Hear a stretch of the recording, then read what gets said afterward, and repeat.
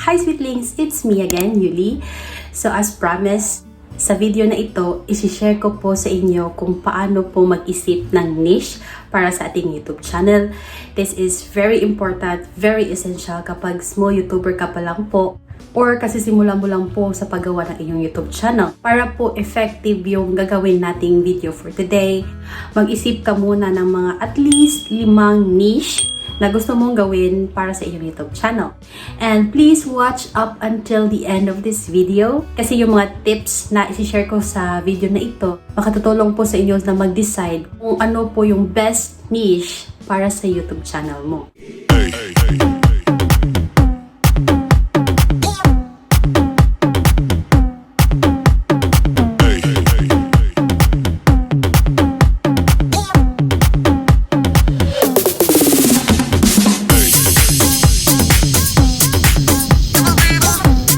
Napakaganda talaga kapag may focus topic tayo para sa ating YouTube channel. So why having a niche is important? This will give your viewers an idea na kapag magsasubscribe sila sa YouTube channel mo, they will gain more educational videos about if your niche is beauty, about beauty, or if your niche is about work from home, mga ganun. And also, if may niche ka para sa YouTube channel, madali na lang po yung paghahanap at pag-remake ng content ideas na talagang magiging ng views. But before we start, please do not forget to give this video a thumbs up, subscribe to my channel, and click that notification bell para sa next video ko, ikaw yung unang makakita. Let's start! If you're a small YouTuber at baguhan ka pa lang sa mundo ng YouTube, ang dami pong niche na pwede nating piliin. May travel, fashion, beauty, fitness, cooking, recipes, mental health, social medias, and so on. The ideas are endless, but it all comes down kung ano yung ma-offer natin at what you are passionate about. That is, if yung goal mo is to grow here in YouTube and make a potential income out from YouTube, it's really, really important that you have a well-defined niche for your YouTube channel. Kasi magigain ka talaga ng mga loyal subscribers and viewers in a long run. May 4 po tayong steps na dapat nating gawin para makadecide tayo sa kung ano yung perfect niche natin para sa ating YouTube channel. First is by niching down. First natin itong tatalakayin dahil may madami po akong napansin na mga small YouTuber. Ang dami po nilang kinakover na niche at wala po silang main focus or niche para sa kanilang channel. Ang pag-niche down ay parang pagsunod lang ng process of elimination. Dito napapasok yung 5 niche na ipinasulat ko sa inyo earlier. It's really important na talagang mag-niche down tayo para hindi yung malito yung mga viewers natin. So, paano ba yung pag-niche down? Now, sa napili mong 5 niche na gusto mong i-cover sa iyong YouTube channel, ilan sa mga 5 niche na yon ang kaya mong gawa ng on-the-spot presentation na walang kahit na anong preparation? Let's say may napili kang 4 na kaya mong gawa ng on-the-spot presentation but you are still not sure kung ito ba yung perfect niche para sa iyong YouTube channel.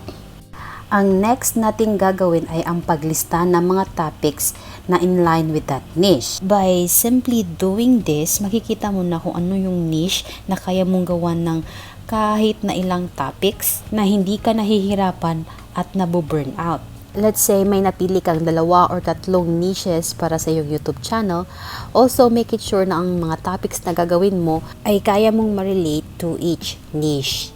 For example, yung napili mong niche for your YouTube channel is fitness, cooking, and lifestyle. Paano mo magagawa ng topic na nare-relate sa 3 niche? Since fitness yung main niche mo, sa cooking na niche mo, pwede mong ipakita dito ang iyong meal plan. Sa lifestyle naman, pwede mong mapakita dito yung mga ibang ways mo of relaxation.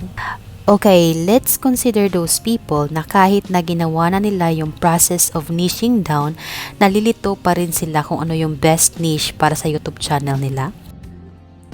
So, if you're one of those people na will go with the flow lang, wala pang focus, wala pang gustong gawin, wala pang talagang passionate na gawin, mga ganun, and it's really hard for you to pick a niche for your YouTube channel, consider doing these 3 things.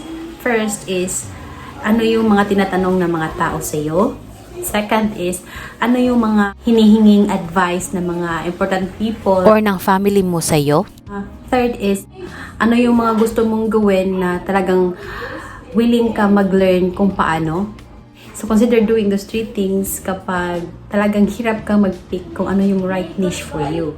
isipin mo din na sa mapipili mong niche, may mai-impart kang knowledge at value sa iyong mga audience or viewers.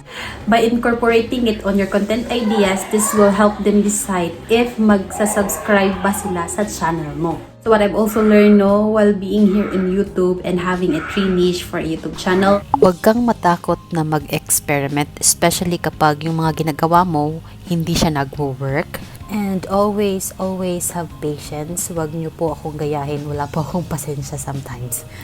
And para sa mga viewers ko na nanonood up until this point, I will be giving one-on-one free coaching to 2 lucky viewers. All you have to do is comment below best niche. And pipili ako ng 2 viewers sa comment section below na bibigyan ko ng free one-on-one coaching sa pagpili ng niche para sa kanilang YouTube channel. And the deadline will be on August 24. so that's it for our video for today.